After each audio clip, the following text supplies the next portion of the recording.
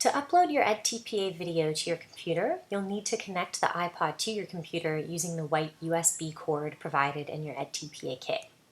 When you connect the iPod to your computer, your default music player may open because the iPod is primarily a music player.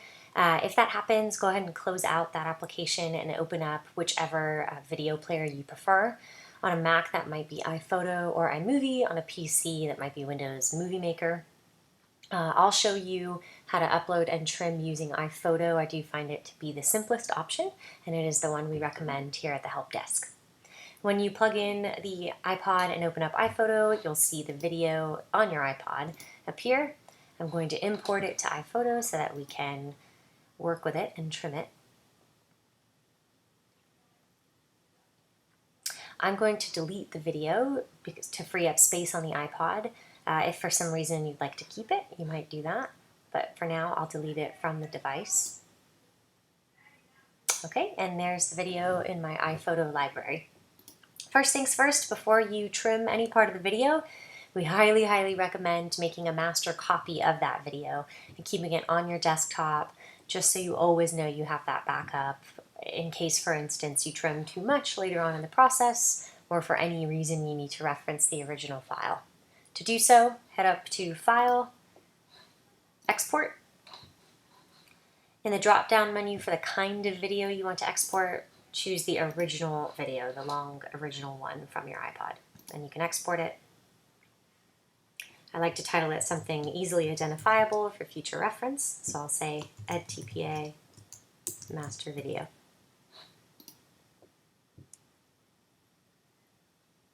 Okay, that's on the desktop, and now we can get into trimming.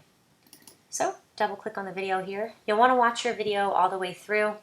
If you hover your mouse over the video as it's playing, you'll see this timestamp bar appear on the bottom of the video. That will be useful to you to indicate at which points in your video you'd like to stop and start.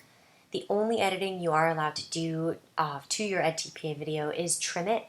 That essentially implies cutting the beginning and the end off of your video, and that is all you are allowed to do to it. So, this is a small 10-second sample clip. Let's say I would like to take off the first 2 seconds and the last 2 seconds. I can go to this gear button here, click Trim, and iPhoto will highlight all the clips from my video in this yellow bar.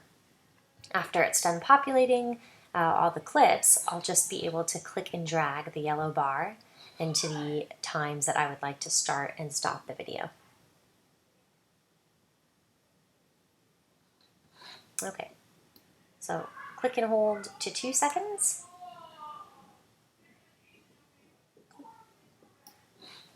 And then I'll also take it in to the 8-second mark because I know I want to take 2 seconds off my video. I'll select trim, and there's my newly trimmed video now in iPhoto. If this is the final version that I would like to keep, and I know I want to submit to Pearson, I can also export it to my desktop just so I know I have another copy outside of iPhoto.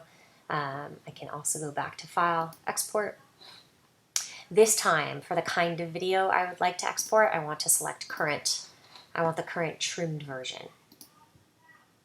I'll also title it something easily identifiable, edTPA trimmed video.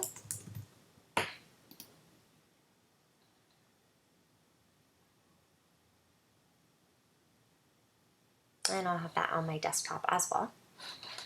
If you'd like to see the size of your video, you can simply right-click on the video's icon, select Get Info, and the size of the video will appear up here. This is a small video, so it's only 7.6 megabytes. To keep in mind, the size limit for your edTPA video is 500 megabytes. If you do have a video that is over that size, you will need to compress that video.